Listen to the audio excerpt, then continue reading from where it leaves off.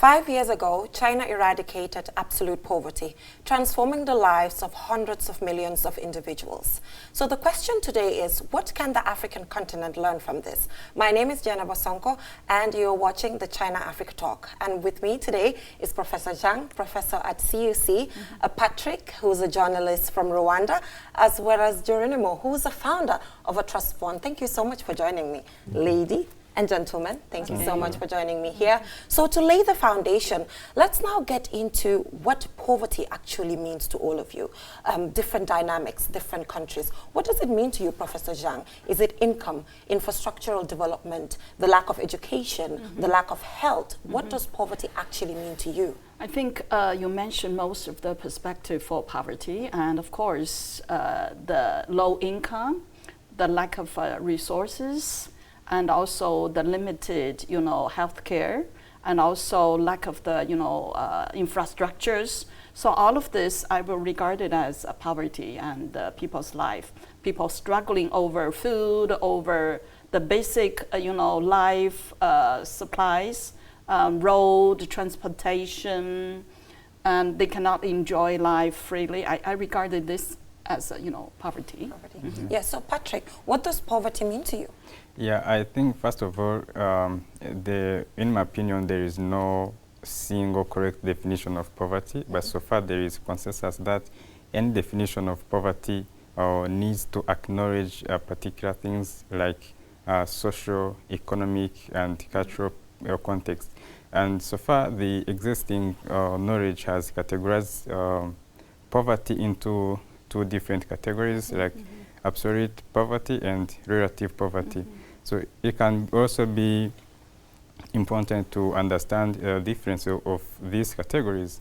We see the absolute poverty where as severe deprivation of basic human needs like food, shelter, safe or drinking water, education, and for instance sanitation. And this is measured based on global fixed standard. Like for instance, where a person can be living on less than $2 per day. This is actual survival. Yeah, and so let me come in there. Where does Rwanda fall into the two categories that you just talked about? Where do you see Rwanda as a country? Yeah, I was just about to talk about a second category where we see as a situation where household income or resources is significantly below below minimum income of society or where the family is living. So I think for us so far we have passed the first category. We are now comparing ourselves on global standard based on individual living standards. That's brilliant. Thank you so much. So Geronimo, what does it mean to you, poverty? While I agree with the explanation of the co-presenters, so I also maybe want to bring in the perspective of the etymological or the origin of the word poverty.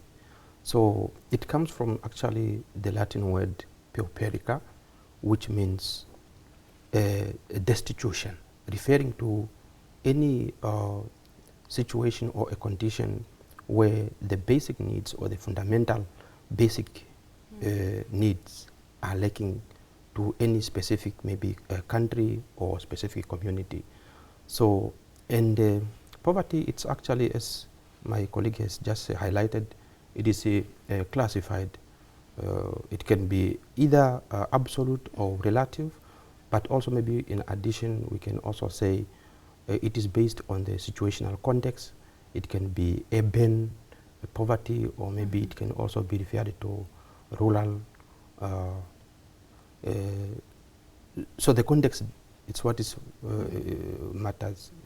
I think so. That is very interesting. Depends on which country we're talking about, Yes, yes. the governance level, the socio-political environment, and the list goes on. So Professor Zhang, I'll come back to you. 5 years ago, China declared that it has eradicated absolute poverty.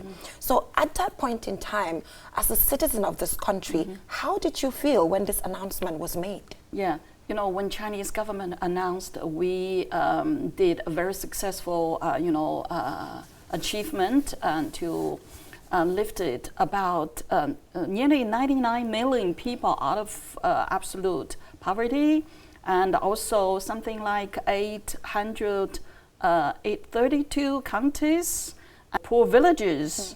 All of this, were lifted out of, absolute poverty. I feel so proud of my country, about my government. So this is really a miracle, not only in China but in the world. So which means, the poverty, reduction in China is not only, for individual, at individual level, but also for, regional level. So which means the overall regional poverty was reduced, and also such large populations poverty was reduced. So this is really a great achievement in the human history. Okay, I'm so proud of that. At the same time, as a communication researcher, especially development communication researcher, it reminds me, my experience in Africa. So I remember when I walk in Africa, visit Africa, every time I walk in the capital city even, it reminds me of my childhood. So I always talk to my student, when I visit most of the cities in Africa, I think I returned to my childhood. So which means life was almost the same when I was young, like 30 or 40 years ago. So I question myself, how can China transfer our experience in fighting against the poverty to Africa?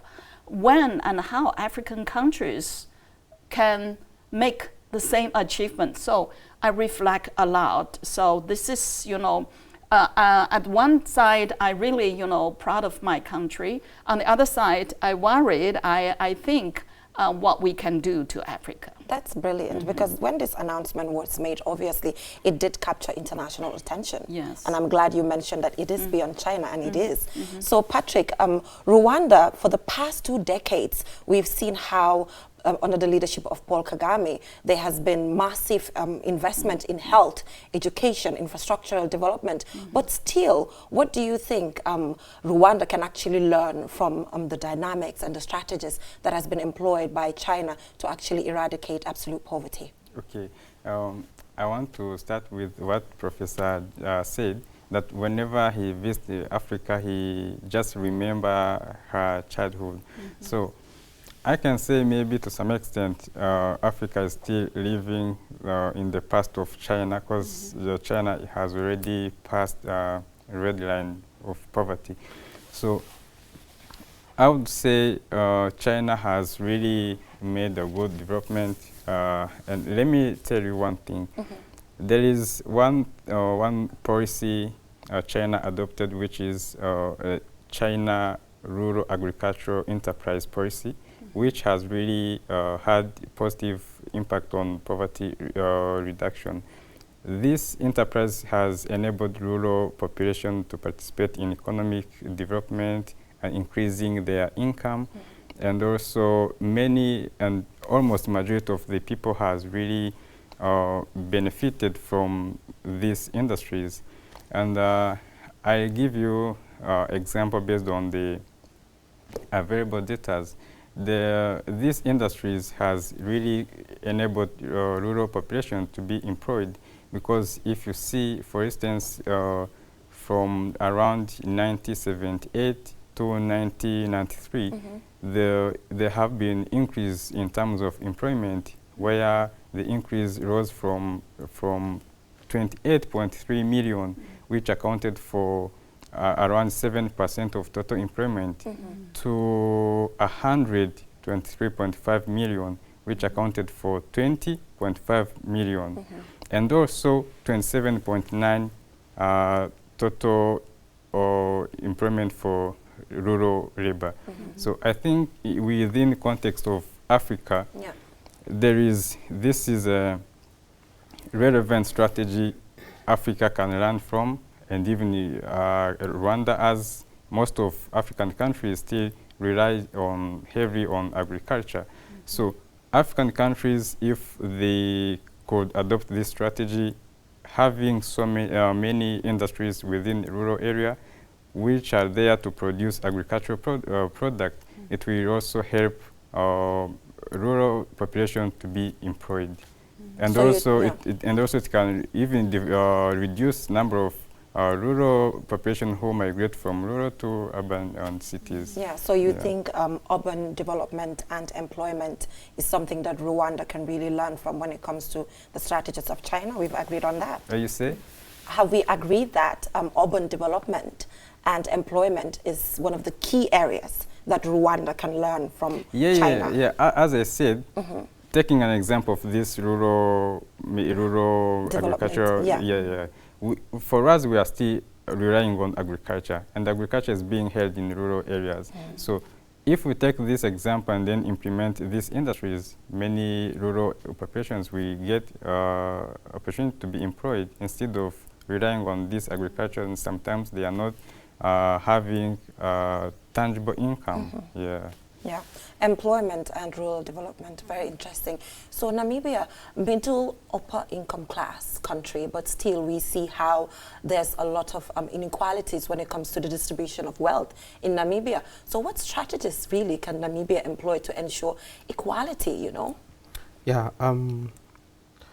so the strategy that perhaps I have observed as far as China is concerned, first I see China has got true demonstration of good governance and that of stewardship.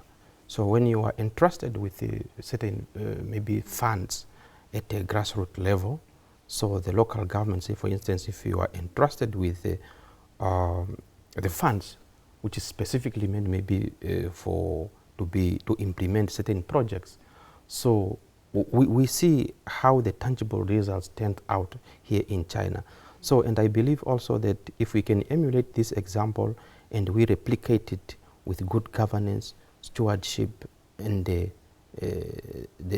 policy of integrity, so it can work, I think, based on our contextual situations. Yeah. So you think corruption is a major problem when it comes to poverty eradication in Namibia then? Somewhere in the process of the pipeline, when the funds are released, I think it's a point of concern to say, why is that Namibia has got a small number of population, but then when it comes to natural resources, it's got abundant natural resources. We have got the sea, we have got mineral resources, but yet certain percentages or big number of percentages is still languishing in poverty.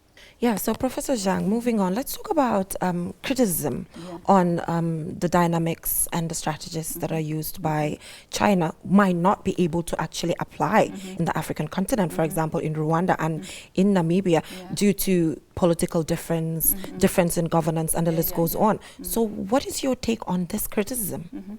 But actually, I heard of those criticisms, but I think I agree or disagree. And the first, of course, China, Africa, a lot of countries, African countries, we don't have the similar, governance system. But I have to say that the great success of the poverty reduction in China largely rely on our very unique governance, capacity. For example, China launched a very long-term development plan to reduce the poverty. At the same time, Chinese government can move and resettle a lot of resources systematically around the world. And also, China tried to keep such a plan very stable. It's like a decades long, very stable and determined, with a strong determination to do this campaign. So at the same time, I think when those plan was implemented, and it's not only top down, it is also try to motivate a lot of grassroots effort to implement such plan. So I think it is the Chinese unique governance and political system contribute a lot, provide a very solid foundation for this great success. But at the same time, I don't think African countries cannot share. And we should understand what is the core idea for such great success. And for I think there's 2 points. One is this kind of poverty reduction campaign. It's a people centered, and also it is what we call targeted, precisely targeted with a precisely targeted measure. So. So this is a little bit different from what you mentioned. It's just partly because of the corruption. Yeah. I think when we do the targeted measure, and it's a very demanding. We have to identify what is the major challenges or problems in certain less developed regions, and we have to do, is it because of the lack of the agricultural resources, or the condition is not good for agriculture, or what? And also government carried out county to county, village to village, and household to household survey to identify what's the challenges for people. I mean, deep into the the poverty. They try to find out, is it because they lack of job opportunities, or people lack of skills to make better job, or is it because of the public service is not good, such as lack of road or education or medical services. So it is really what we call precise one, and also such effort is a national one. Right. So we do the whole national survey, and I think this is a really great effort. But behind that is the government really care about the people's life and the poverty reduction.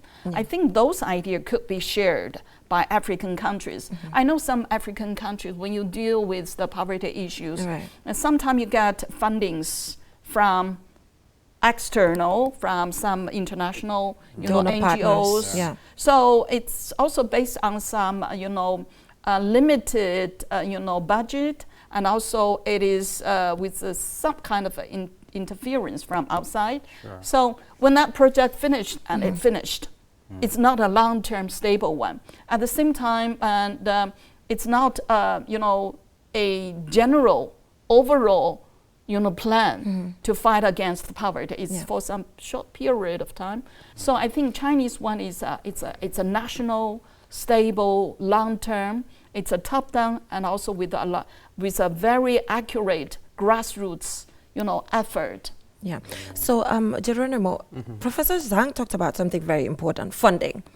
And this is conversations that we've had time without number, especially recently when we've seen the United States of America stop the US aid funding, and other funding opportunities have actually stopped. So this simply means then the African continent has to take their poverty reduction initiative into their own hands, and also interference and when the funding finishes. So now what can the African continent do to ensure that when these fundings finish, they take initiative into their own hands to continue with the projects that have been started? Because what Professor Zhang actually mentioned is quite evident in most of these African countries. The moment the donor funding is over, it's over. And currently we've all seen the donor fatigue that is happening across the world.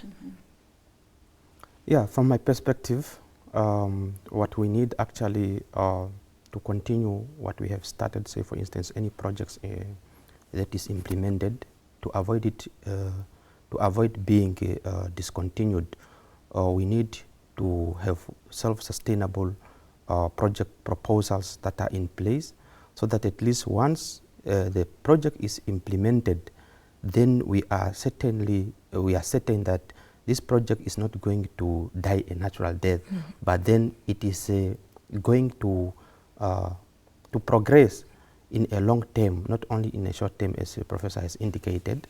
And then we also need responsible citizens who can be able to ensure that the project continues to thrive.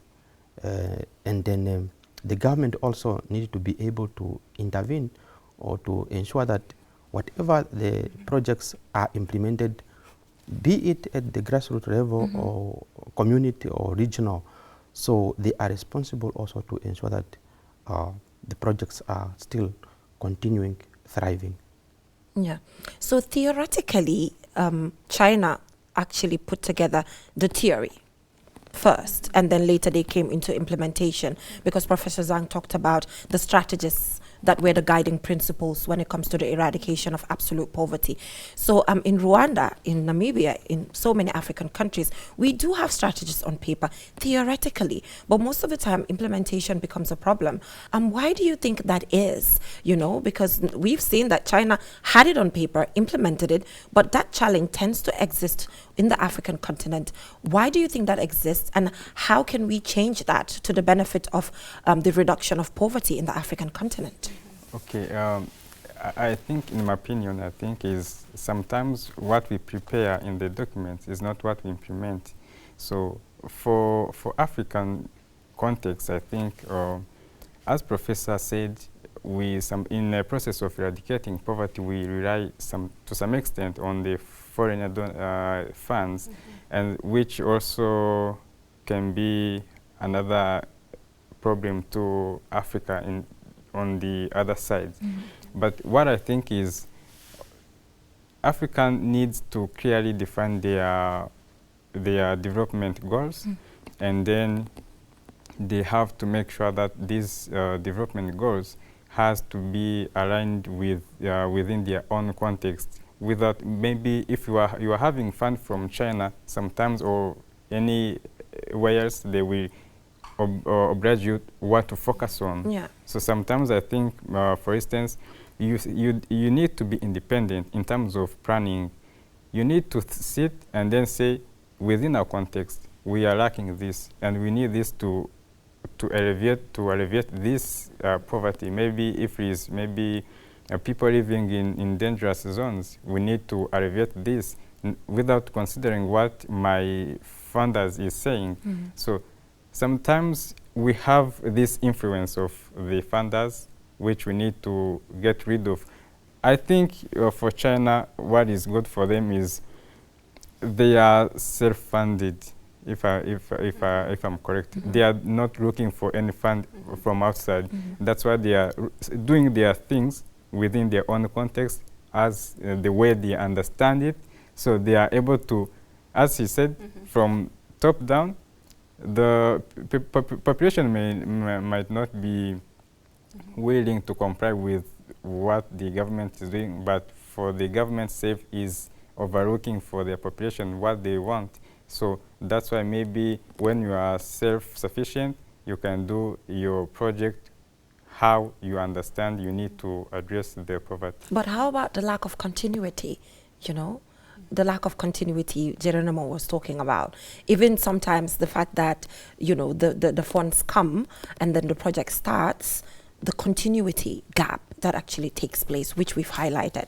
Yeah, I think the issue of continuity, there is also issue of management and corruption. Yeah. Sometimes we do have this issue in Africa. Yeah. And yes. But in China, I think, you know, the government want to, you know, help the people, but one of the measure is to stimulate the people, let them to be more motivated, instead of you just, you know, talk a lot on the top, blame the government or whether we have enough fundings. So we also educate the people, let them to be more motivated, and to do the skill training. And also I share you some story. I know my former students, they were assigned to some villages to be the, you know, poverty elimination, you know, leader there. So they complain that at first they have to educate the people there to change their mindset.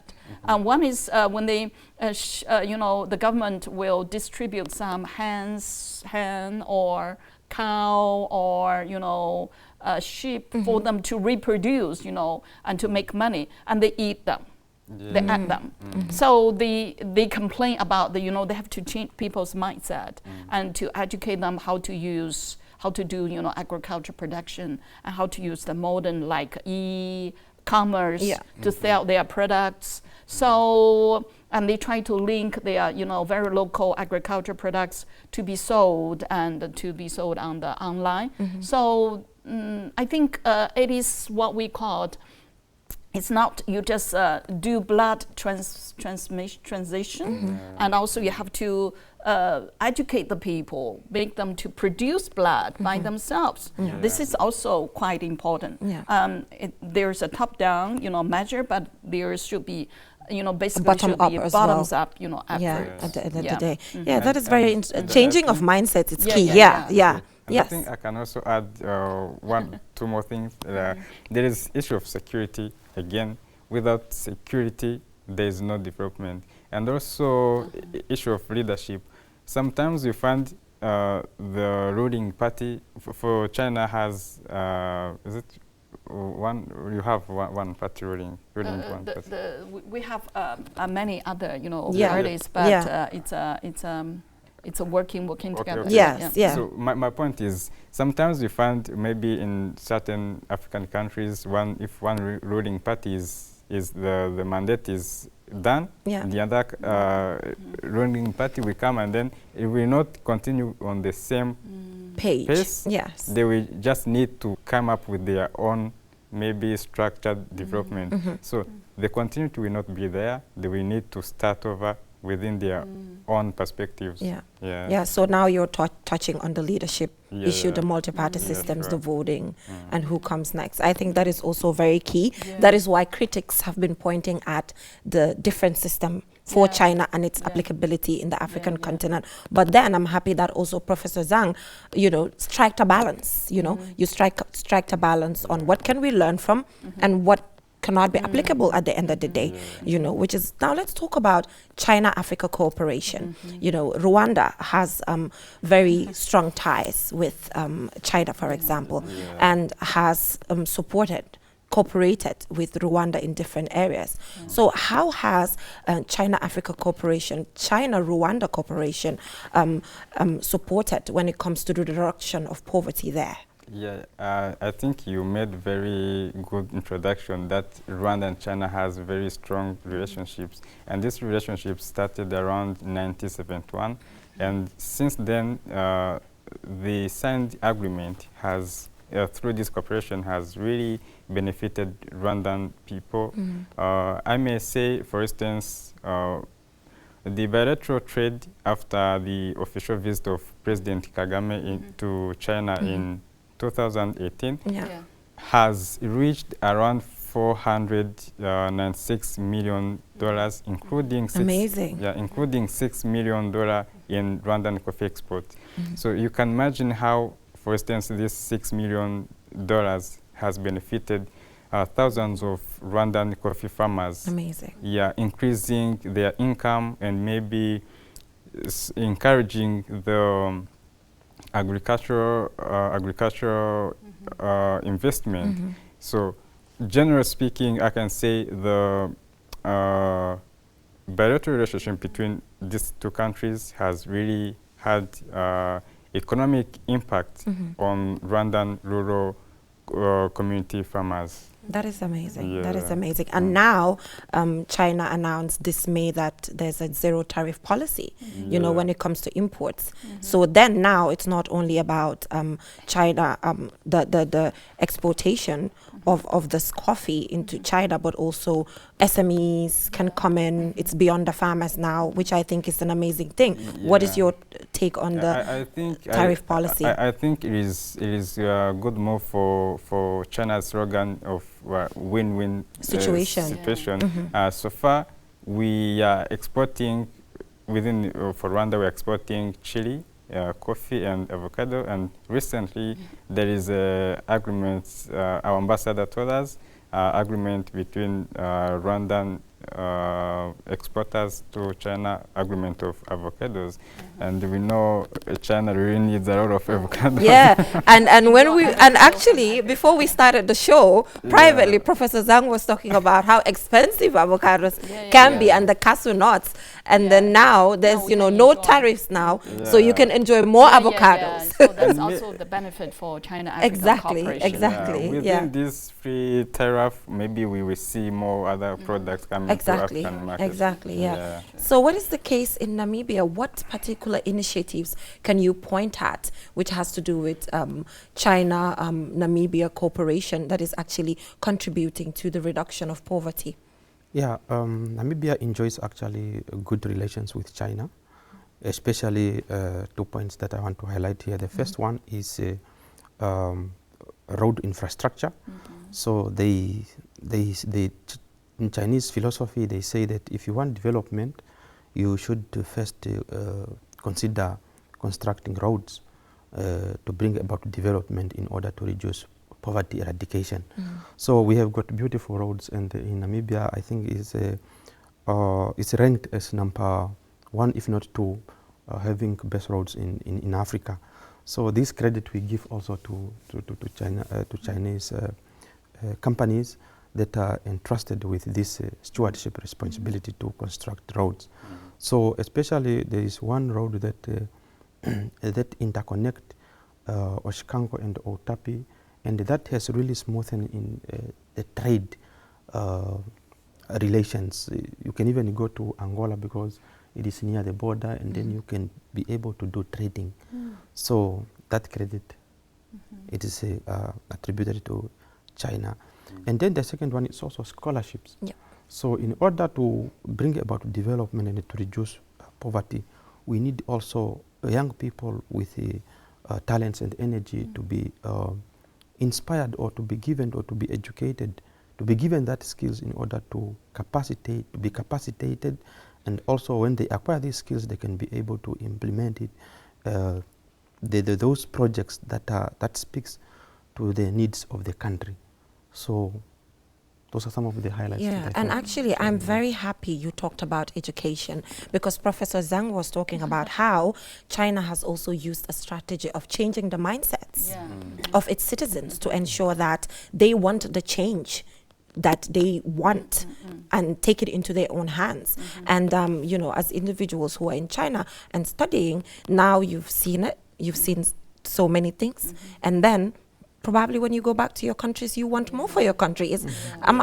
Are we in the same line? Is that so? How do you feel now with what you've seen in China, the development, the technology and everything? Did that make you actually hungrier so that when you go back to Namibia, you know, you do more in your own capacity to change the narrative of your own country? A colleague went to actually to Guangzhou. Yeah. Yes. And then when she came back, she said, I wish I could take Guangzhou to my country.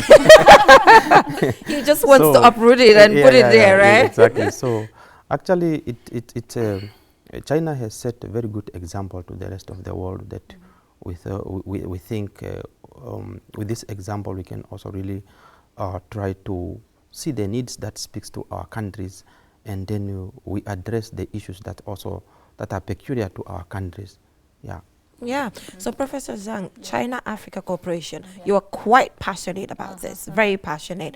Over the past decade, what are some of the things that you can point at that you think was very well implemented, that has actually helped when it comes to poverty reduction initiatives as well in the African continent? Yeah. And just now he said he wanted to take Guangzhou back home. Yes. And when I was in Africa, I wanted to take the cashew and the avocado to back China. It's a beautiful thing. thing. It happened. Yeah. So I think, you know, China was regarded as a infrastructure giant country. So as to China-Africa cooperation, I think it's really win-win.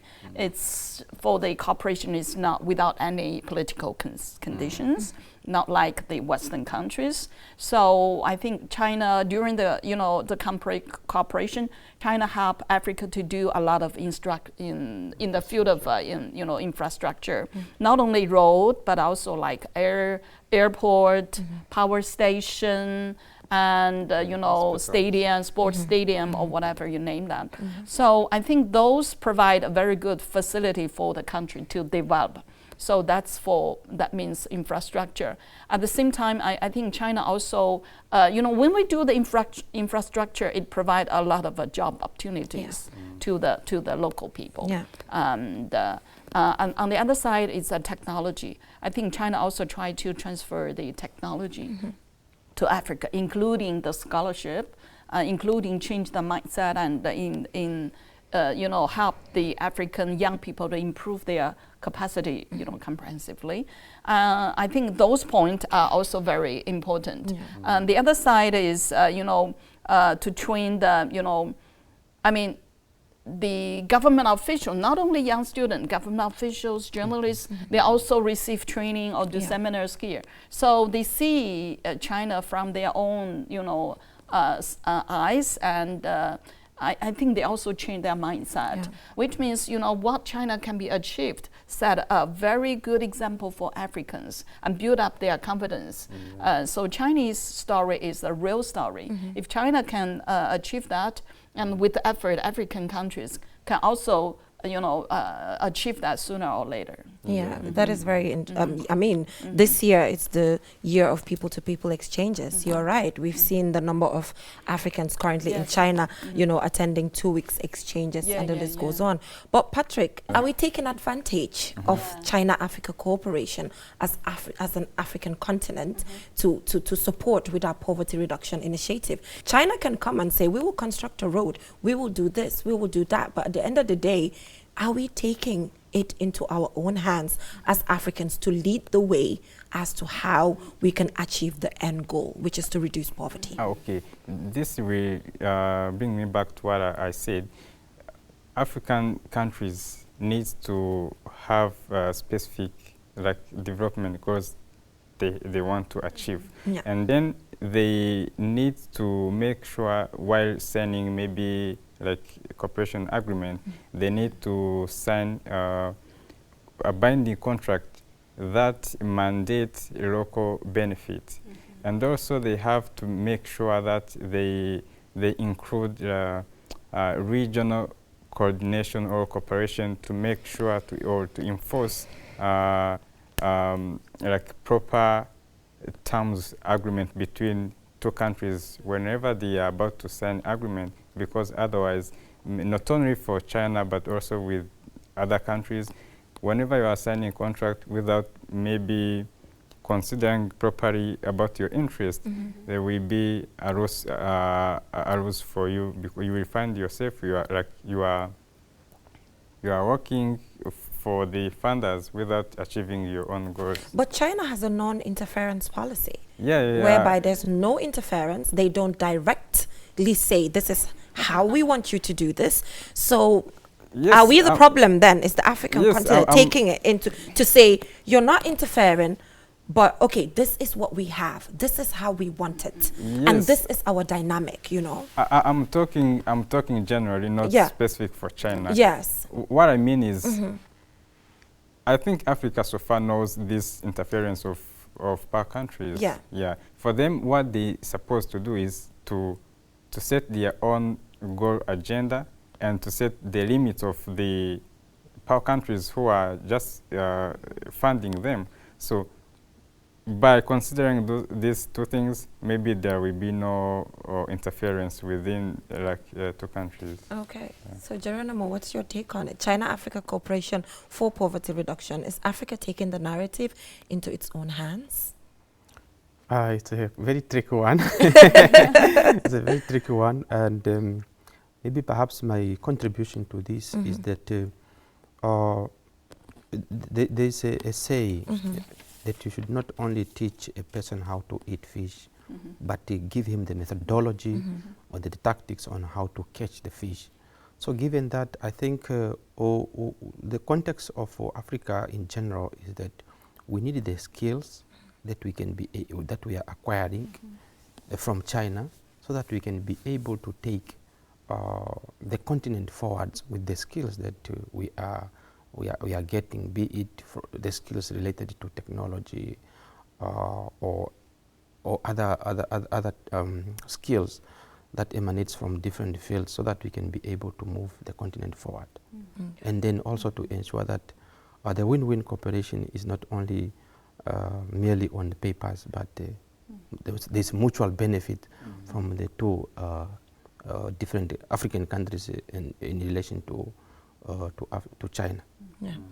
So Professor Zhang, today if you had a hall full of African presidents, including the presidents of Rwanda and the presidents of Namibia, what would you tell them to accelerate as quick as possible based on China's experience when it comes to the reduction of poverty? What 4-step are you going to advise them to implement as quick as possible to accelerate their strategies? I don't think I'm qualified to. But generally, based on but then just as a citizen, you've been here, you've observed, you've traveled to Africa, you've seen, you know. But I think I'm not qualified to teach the president. Well, not directly, but if you had the chance to talk to them. But I really think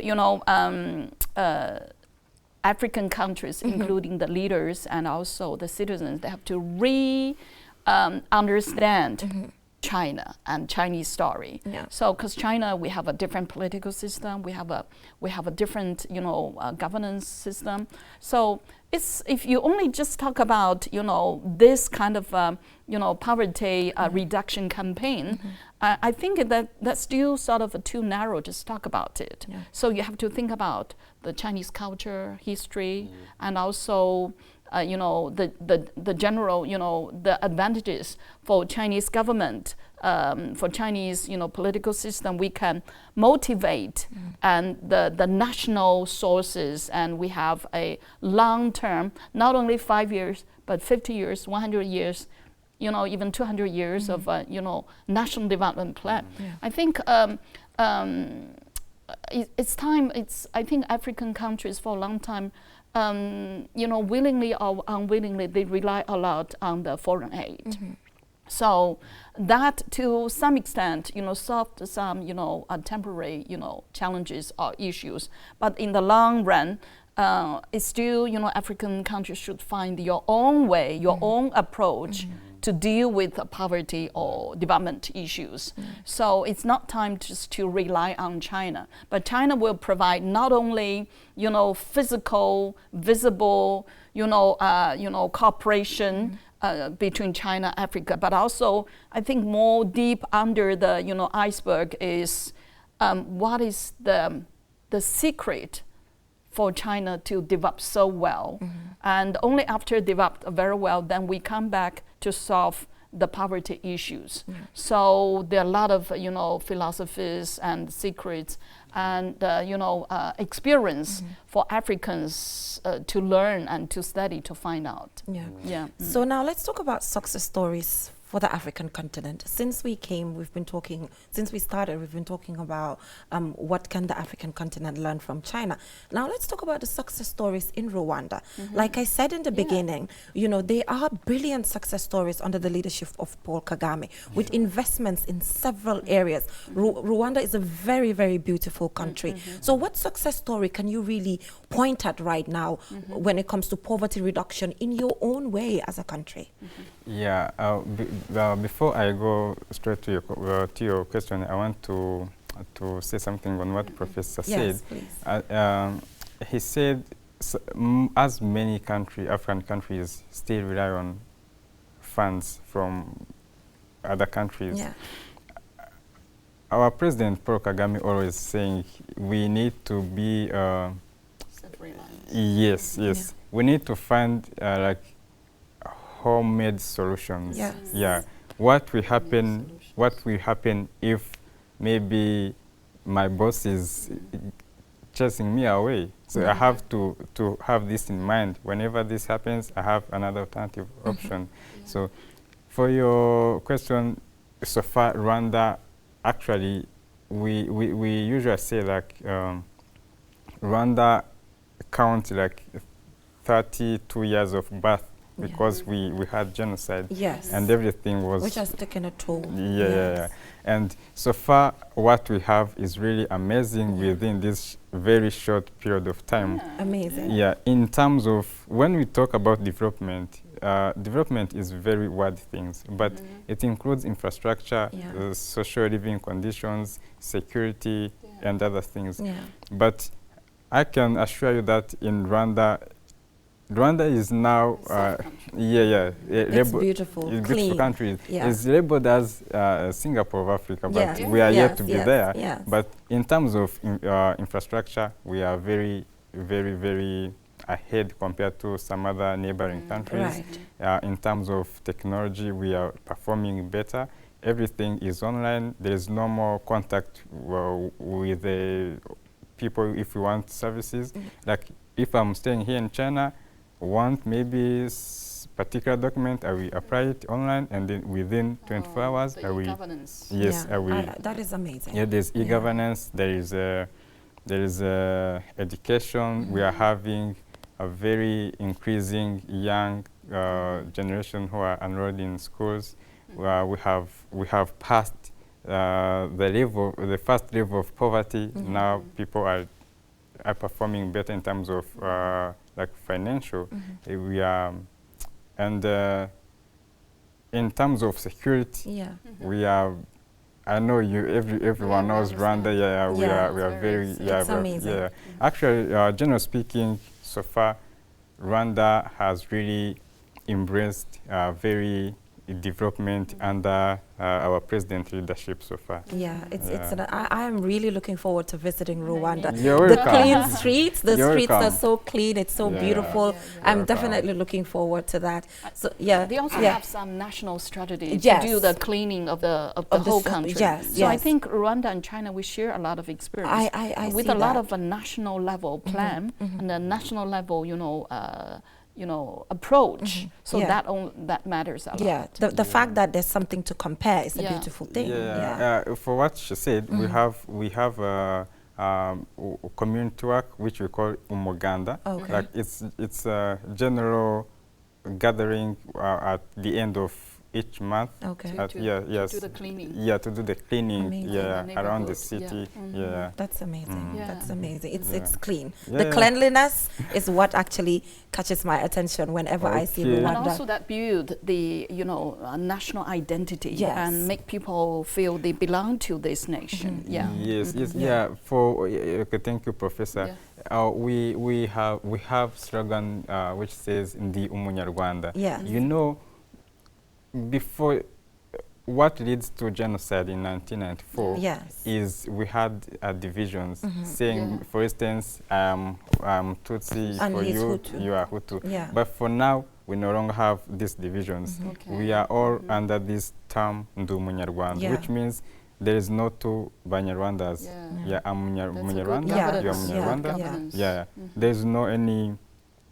Actually, we don't have any ethnic group. We Yeah. have, we share the same culture, language, everything. Yeah, Okay. yeah, that is amazing because identity crisis Yeah, yeah, is yeah. also something that is actually taking a toll on Africa and its initiative for poverty Yeah. reduction, Yeah. which affects security. Yeah. So that is a brilliant thing that because Africa should also embrace learning from Africa at the end of the day, Yeah. which I'm about to come into Yeah. before we wrap up. So Namibia, what are the success stories in Namibia? Because we've seen that it's an upper middle income class country. You know, there's a group of certain group of Namibians who are doing extremely well, you know, but there's just a little bit of wealth distribution issue. But generally, I'm sure there are success stories in there that you'll be able to point out to us. Yeah, with regard to this point, Namibia should be noted that it gained independence in 1990, and there are, of course, successful stories after independence. So we have got to political stability is very good, actually, and we have got to the democracy also in Namibia is thriving well. We have got to, freedom of expression. So whenever maybe, say for instance, the masses are not happy with any situations, they have got that right to express their views without to succumb maybe to political tortures or harassment. Yeah, so, and they also, apart from that, they are also in the area of, say for instance, maybe education, literacy level. So we have got so young people that have received education so far, and we are proud about that.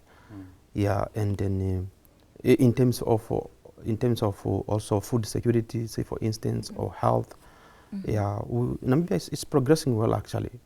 Yeah, in so many areas. Yeah, so what affects the cooperation now between African countries for poverty reduction?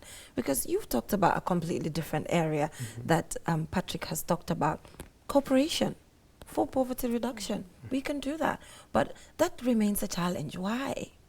What affects poverty? What affects African countries cooperating? most of the time. We need more cooperation there, because most of the time, for example, the Gambia and Senegal, we have almost the same culture, share the same border. There's so much more we can do for the reduction of poverty as African countries. But most of the time, that continues to remain a challenge. And I think before we leave here, we need to take a look at that as well, because it's key for poverty reduction in the African continent. I think that is issue on the leadership level, and sometimes can be beyond my capacity, but I will try to explain a little bit. Yeah. I think in Africa we try to have plan which are very effective. When you read the papers in terms of how they describe it. For instance, we have major blocks within Africa. We have SADC, we have ARC, we have ECOWAS. So these different blocks are there or meant to help the countries which belongs to maybe ECOWAS to cooperate each other. But we also have what we call African Continental Free Trade Area. But this has failed to be achieved. And I think without this, there's no development which is going to be there, because as long as we achieve this free common market, free movements, can you imagine why do I need to apply for visa to go somewhere in Africa? Why? Since maybe, for instance, there's no need of applying a visa to going to Singapore, but within Africa I need to apply for visa. If I'm trying to maybe to have a business within a particular country in Africa, it will be difficult for me. So I think first of all, within our leaders need to understand these initiatives of common market, free movement of the people, and then from there, if I'm free to move everywhere, I will be able to lift myself up from poverty. Yeah, because we talked about the zero tariff policy, and then there's the Continental Free Trade Agreement that we cannot even realize, and now China comes in to bring the zero tariff policy, and it's easier for us as an African continent to use the AfTA for poverty reduction, movement of people and goods and services. That's a very good point. Geronimo, what do you think about that? Maybe just to add to what he said, he has highlighted on the issue of Africa Continental Free Trade Area. So we need actually really to, the leaders really need to look into this issue to say, we just need maybe, say for instance, maybe one currency. And then we also need maybe one free telephone code that can be able to link all the African continent as one. So I don't need to have, Namibia doesn't need one area code, so also Rwanda or maybe your country. And then also maybe one passport, so that at least, and then also the issue of borders. So we need to be free within that continent. And the other also maybe point that maybe perhaps might be challenging is the issue of also raw materials. That at some point I wanted also to highlight, to say we need, as much as we need partnership with the rest of the world, we also need, it's high time that we need perhaps also the investors or this cooperation to say, if we have got diamonds in Namibia, and do we still need in our contemporary time to continue exporting these raw materials to the rest of the world? So why don't we maybe perhaps change the table to say, let's do the partnership this way, where people, maybe those with power and the ability to convert the raw materials to say, okay, we are coming, and then we set up our own plants in your country, so that we can be able to export the finishing product, so that we can also be able to hire the local people and empower them. So as we are talking, I don't think we are still there, but that's the vision, I think. Yeah, because when the zero tariff policy was when it was announced, obviously, that came and packaging, processing, and all of that, and which also contributes to poverty reduction because it's a whole chain. There's a value chain. Yes. It passes from the woman in the farm to the next person, to the next person, to the next person. All these people get paid, and then their lives become better at the end of the day. So based on our conversation here today, we have concluded that poverty is actually intertwined. You know, everything has to be put in place. All sectors have to be put in place to ensure that poverty reduction is actually something that is realized. So I'm afraid we're about to wrap up. But before we leave, Professor Zhang talked about something very important, and we're going to wrap up with you, with the two of you with that, because Professor Zhang talked about the fact that sometimes it's a personal initiative. You know, for example, Geronimo, in Namibia, you are a founder of a trust fund, a development trust fund in your own community, and you're using your trust fund that you founded to actually support your community when it comes to several initiatives. So it's important to also talk to us about, at a personal level, the amazing job that you're doing when it comes to the reduction of poverty in your own community, in your own little way. Yeah. So thanks very much. I was actually confronted with the question of death. To say, if you die, what will you leave behind that the future generation will remember you? Yeah. So that digital footprint we are talking about is the one that confronted me, that reality confronted me to say, I need to empower my community by facilitating something that I can leave behind. That the future generation can be able to remember, and then also they can be able to build on and continue to develop the community further. So that is now the finding of the NGO called Opalo Karangwa Development Trust, which for me I believe we have done a couple of things to the best of our ability by empowering young people, finding schools, and then also in that community where there was no potable water, so we tried to the change of mindset and also instilling the skills to the elderly to understand where we are heading to, where we are coming from, and then when we implement all this, so the community is actually excited about it's a brilliant thing. Congratulations for the amazing work that you're doing for your community. You know, it's beyond, we talked about bottom up.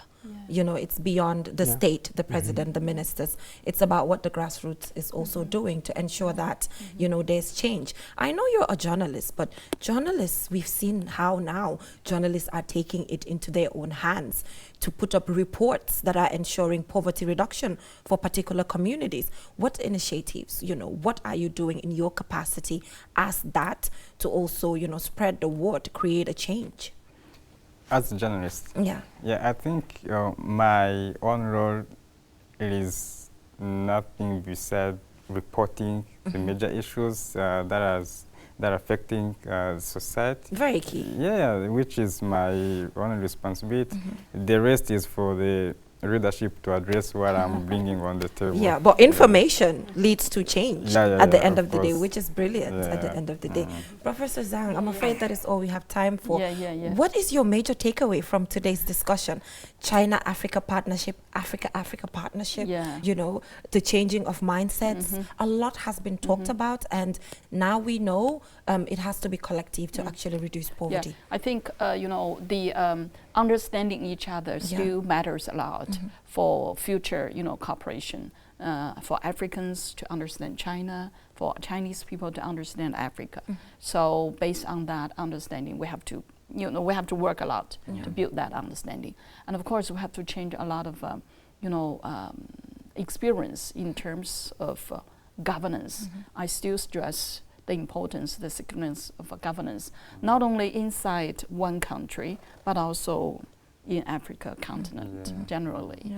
So how to improve the governance and what they can learn from China in terms of governance in the long run and the long-term plan and the national effort, national, you know, coordination and the down-to-the-earth implementations.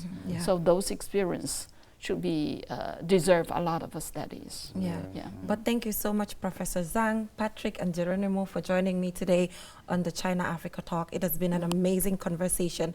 The conversation was just supposed to be about poverty, but we went far and beyond, Yes. because poverty is very, very wide. Yeah. Thank you so much for joining us. It requires that the conversation has to continue. The efforts have to continue. We have to continue to learn from each other and support each other. So see you guys next week. Thank you so much for joining us. It was Jenna Basonko. Bye for now. Thank you. This is CGTN Radio. Hear the difference.